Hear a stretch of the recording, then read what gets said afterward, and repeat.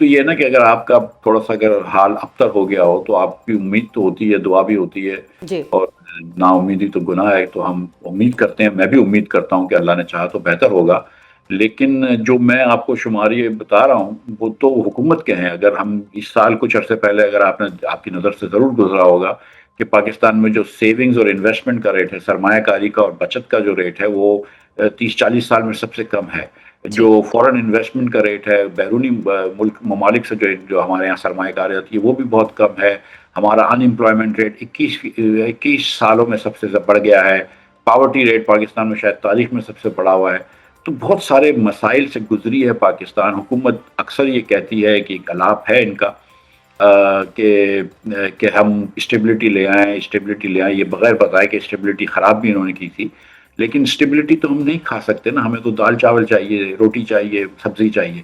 جی تو بالکل اسٹیبلٹی کو اب کنورٹ اگر نہیں کر رہے، اور یہ صرف ایسا نہیں ہے، حکومت کے بھی سورسز سے یہ بات آ رہی ہے، اسٹیٹ بینک کے گورنر صاحب نے بھی یہ بات کری ہے، SIFC کے جو چیئرمین ہیں انہوں نے بھی یہ بات کہی ہے۔ تو یہ بہت جگہوں پہ بہت سارے اسٹیک ہولڈرز یہ بات کر رہے ہیں کہ یہ حکومت جو ہے وہ اب تک گروتھ لانے میں کامیاب نہیں ہوئی ہے۔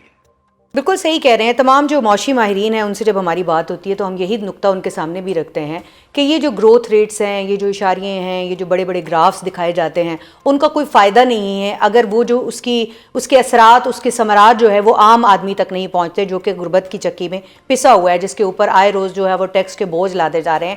IMF کی شرائط کا بھی سب سے زیادہ بوجھ جو ہے وہ عوام کے اوپر ہے، اور جو وہ شرائط جو کہ حکومت کے پورے کرنے والی تھی وہ ان پر ابھی تک ہمیں عمل درآمد ہوتا ہوا دکھائی نہیں دے رہا ہے۔ دیکھیں نا، گروتھ نہیں آ رہی ہے، یہ بات تو حکومت بھی مانتی ہے۔ آج بھی پاکستان کی بجلی جو ہے وہ تمام ہم پلہ ممالک سے مہنگی ہے، تمام خطے کے ممالک سے مہنگی ہے۔ پاکستان کی گیس بھی مہنگی ہے، پاکستان میں ٹیکسز کا بوجھ بھی ان سے زیادہ ہے، اور پاکستان میں جو معاشی رفتار ہے وہ ان سب سے سست ہے۔ تو جو نئے بچے آپ کے لیبر فورس میں آتے ہیں، ہر سال 30-35 لاکھ بچے جو آتے ہیں، ان کو نوکریاں نہیں ملتی ہیں، اور اگر ان کو نوکریاں ملتی ہیں تو کسی اور بڑی عمر کے شخص کی نوکری چلے جاتی ہے۔ تو بڑا مسئلہ ہو گیا ہے اس وقت، نوکریوں کا ایک بڑا فقدان ہے۔ اس لیے ہمارے پڑھے لکھے بچے جو ہیں وہ ملک کے باہر جا رہے ہیں، جس سے ٹھیک ہے ہمارا ریمیٹنس بڑھ جاتا ہے، وہ بڑھ رہا ہے، لیکن ہماری برآمدات کم ہو رہی ہے۔ پہلے 5 مہینوں میں اس رواں سال کے، جو مالی سال کے، ہماری جو برآمدات ہیں وہ کم ہوئی ہیں۔ ٹھیک ہے مفتا صاحب، اب یہ ساری گفتگو جو ابھی تک ہم نے کی ہے اس کو اگر سم اپ کیا جائے تو آپ کو کیا لگتا ہے کہ 2026 جو ہے وہ کچھ بہتری لے کر آ سکتا ہے؟ جو ہماری پالیسیز ہیں، جو IMF نے اس وقت شرائط رکھی ہیں، اور جو IMF کی شرائط پوری کرنے کے لیے عوام پر مزید بوجھ جانا ہے ابھی تک، تو آپ کو کیا لگتا ہے کہ 2026 میں کیا ہونے جا رہا ہے؟ عام آدمی کے لیے کوئی خوشخبری ہے یا بس گزارا ہے؟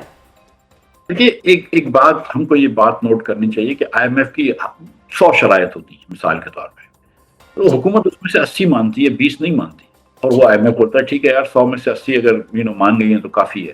اب دیکھیں کہ کیا شرائط مانتے ہیں۔ IMF آپ سے کہتی تھی کہ آپ دکانداروں پر ٹیکس لگائیں، آپ نے وہ شرائط نہیں مانی۔ ٹھیک IMF نے کہا کہ آپ جو ان کے ہزار ایکڑوں کی زرعی اراضی ہوتی ہے ان کے اوپر آپ ٹیکس لگائیں، آپ نے وہ شرط نہیں مانی۔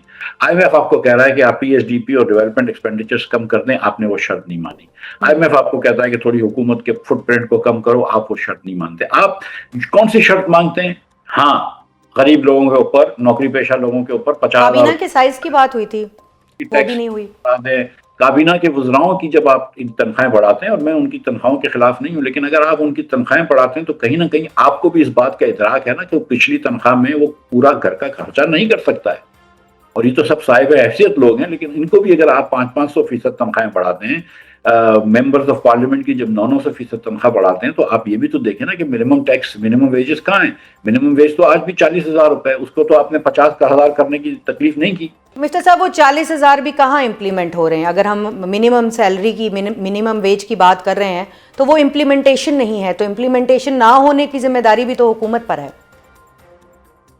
ظاہر ہے صوبائی حکومتوں کا بھی اس میں سیٹ کرتی ہیں، ان کی بھی ذمہ داری ہے، وفاق کو بھی اس پہ یہ کرنا چاہیے، لیکن آپ یہ دیکھ لیجئے کہ کبھی اس پہ کبھی میٹنگ نہیں ہوتی ہے وزیر اعظم کے اور بڑے بڑے ایوانوں میں۔ بالکل میٹنگیں تو منیمم ویج پہ کبھی نہیں ہوتی ہیں، میٹنگیں تو غریب کے بل کو، بجلی کے بل کو کم کرنے پہ نہیں ہوتی ہیں۔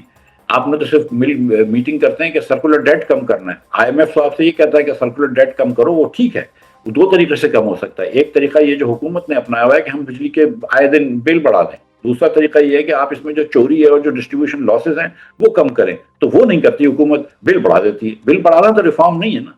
ٹھیک ہے مرزا صاحب، کچھ تھوڑا سیاسی فرنٹ پہ بھی بات کریں گے. ظاہر ہے آپ ایک سیاسی جماعت کو ریپرزینٹ بھی کرتے ہیں، تو آپ کو کیا نظر آ رہا ہے اس وقت؟ کیونکہ ظاہر ہے اگر ہم معاشی استحکام کی بات کر رہے ہیں تو وہ جڑا ہوا ہے سیاسی استحکام کے اوپر، پالیسیز کے تسلسل کے اوپر. تو اپوزیشن اور حکومت کے مذاکرات ہونے کی بات ہو رہی ہے، نہیں ہو پا رہے. آپ کو کیا لگ رہا ہے کہ کیا مذاکرات ہوں گے؟ نتیجہ نکل سکتا ہے ان سے کوئی؟ دیکھیے، علل اعلان مذاکرات نہیں ہوں گے جی دونوں پارٹیز پھر بڑا ہارڈ سٹینڈ لے لیتے، اور پیچھے سے اگر مذاکرات ہو گئے تو ہو گئے.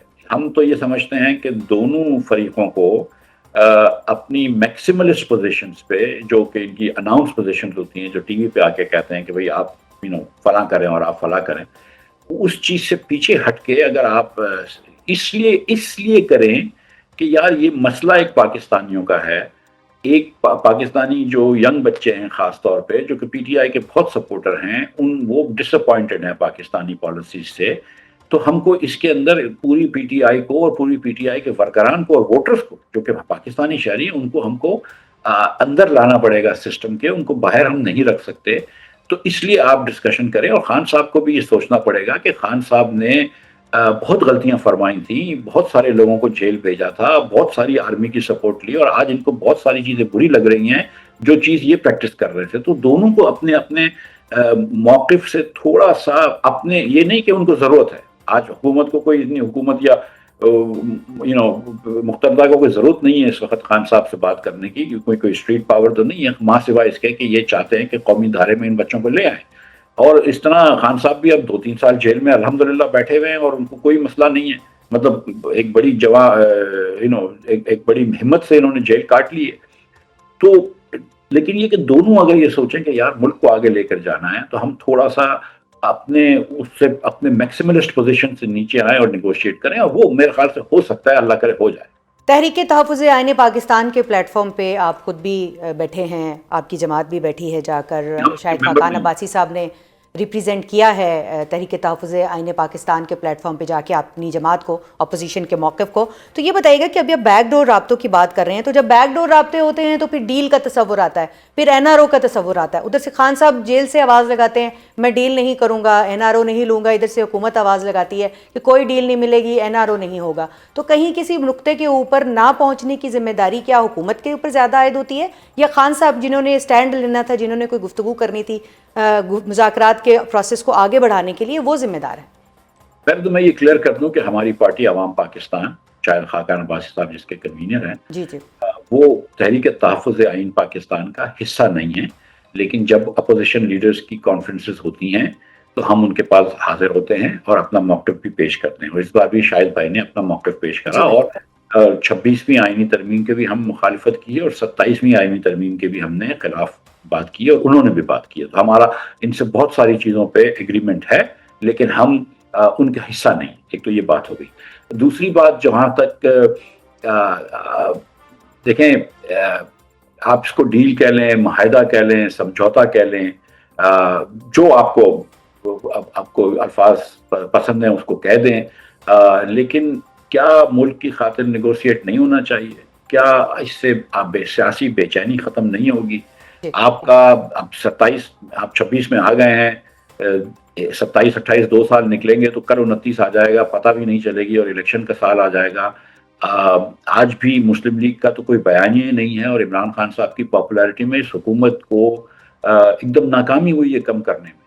جبکہ جتنا سپورٹ اس حکومت کو مقتدہ کا ہے، اور اب کورٹس بھی ان کے ماتحت ہیں، دیگر ادارے بھی ان کے ماتحت ہیں، تو یہ ان کو اب تک کچھ نہ کچھ تو چینجز لے کے آنے تھے، لیکن پولیٹیکل لینڈسکیپ میں. لیکن حکومت کی تو یکسر یہ شکست ہے کہ یہ تو ایک جگہ پہ ان کا بیانیہ نہیں چل رہا.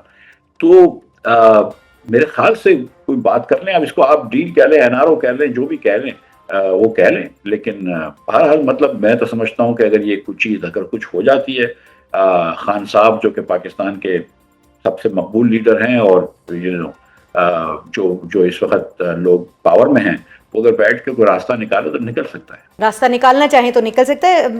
آخری سوال مفتیٰ صاحب، یہ بتائیے گا کہ آپ کی پارٹی عوام پاکستان پارٹی جو ہے، وہ ہمیں یاد ہے کہ جب شروع ہوئی تھی تو ایک مٹھی بھر لوگ تھے جن سے شروع ہوئی تھی، اور آج جب 2 سال میرا خیال ہے ہو گئے، اور اس کے بعد جب ہم دیکھتے ہیں تو پھر بھی یہ مٹھی بھری ہے. 2-3 لوگ ہیں آپ جو پبلک میں نظر آتے ہیں, سرفیس پہ نظر آتے ہیں, ڈاکٹر صاحب ہیں, آپ ہیں اور عباسی صاحب ہیں. تو یہ بتائیے گا کہ عوام پاکستان پارٹی کا مستقبل کیا دیکھ رہے ہیں, کیوں نہیں یہ گرو کر پا رہی, یا آپ کا ایجنڈا ہی نہیں ہے اس کی گروتھ کا؟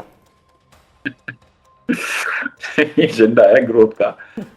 دیکھیں مثال کے طور پر کے پی کے سابق چیف منسٹر جناب سردار مہتاب عباسی ہمارے ساتھ ہیں. لاہور میں ہمارے ساتھ ظہیم قادری ہیں جو کہ پنجاب کے بڑے عرصے تک وزیر رہ چکے ہیں. ہمارے ساتھ ڈاکٹر سعید الہی ہیں, وہ بھی پنجاب کے وزیر رہ چکے ہیں. کراچی میں ہمارے ساتھ شیخ صلاح الدین ہیں کہ جو ایک 2 مرتبہ ایم کیو ایم سے ایم این اے رہ چکے ہیں. اب یہ ہے کہ شاہد صاحب کا اور میرا خاص طور پر, اور ظفر بھائی کا بھی, ہمارا چہرہ تھوڑا سا پاکستان بھر میں زیادہ جانا پہچانا جاتا ہے, لیکن ہمارے پاس ایک بہت اسٹرانگ ٹیم ہے. آج مثال کے طور پر اسلام آباد سے 2 ڈاکٹر حضرات میرے پاس تشریف لائے تھے, ڈاکٹر اظہر اسلم اور ڈاکٹر طارق چیمہ. بہت مشہور ڈاکٹر ہیں طارق چیمہ بالخصوص, اور سنجیدہ پڑھے لکھے لوگ ہیں. وہ ہمارے ساتھ ہیں, لیکن اب وہ سیاسی نام وہ نہیں ہے. لیکن میں آپ سے گزارش کرتا ہوں کہ دیکھیں ایک زمانے میں عمران اسماعیل صاحب, ڈاکٹر عارف علوی صاحب, ان کو بھی کوئی نہیں جانتا تھا, لیکن جب عمران خان صاحب جیتے تو یہ بھی جیت گئے. تو جب انشاءاللہ تعالیٰ الیکشنز آئیں گے تو آپ کو ہم دکھائیں گے کہ شاہد عباسی کتنے ووٹ لیتا ہے. یعنی الیکشن لڑیں گے, اگلے الیکشن میں آپ کی پارٹی جو ہے وہ میدان میں ہوگی؟ سیاسی پارٹی کا مطلب ہم کوئی چیریٹیبل آرگنائزیشن تو نہیں ہے. سیاسی پارٹی کا مطلب نہیں کہ اگر الیکشن نہ لڑیں.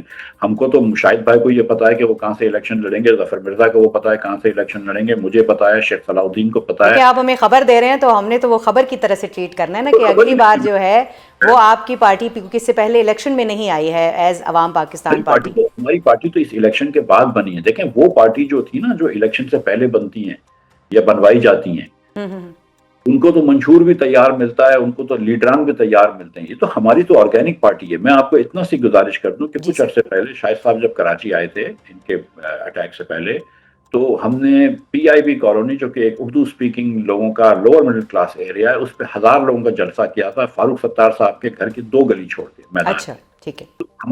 ہمیں پبلک میں بہت سپورٹ مل رہی ہے, بالخصوص کراچی میں اور آلسو ان نارتھ پنجاب, اور آپ آہستہ آہستہ دیکھیں گے کہ ہم بڑھیں گے. لیکن ابھی اس وقت آپ دیکھ لیجئے کہ سیاست کا جو حال ہے, اس میں جو حال ہے وہ ہے آپ کے سامنے.